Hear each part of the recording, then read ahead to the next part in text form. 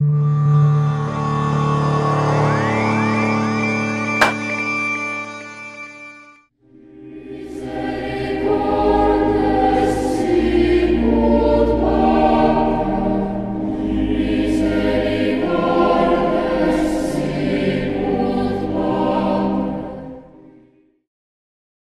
fallait que Jésus passe par la Samarie.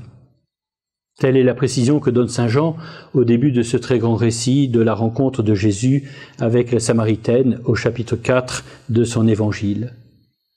Il le fallait parce que Jésus est venu précisément chercher cette femme.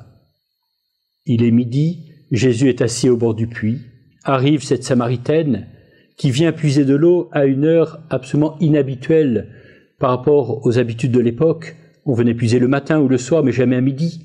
Et si elle vient à midi, c'est précisément parce qu'elle est sûre de n'y rencontrer personne. Eh bien, cette femme n'a pas de chance, puisque celle qui fuyait toute relation voit cet homme qui est assis au bord du puits, et non seulement cet homme est là, mais Jésus lui adresse sa parole.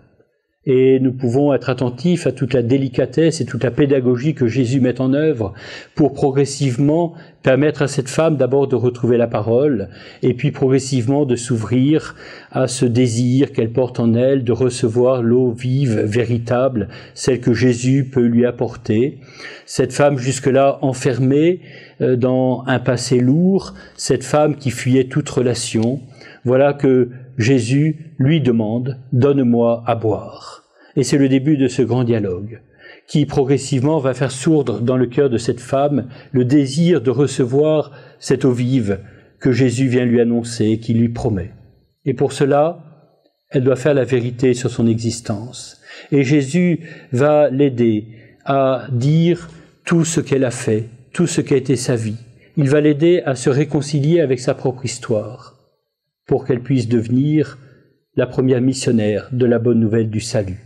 En effet, cette femme qui était venue puiser de l'eau va repartir en laissant là sa cruche, puisqu'elle est devenue elle-même cette source d'eau vive qu'avait annoncé le Christ pour ses contemporains.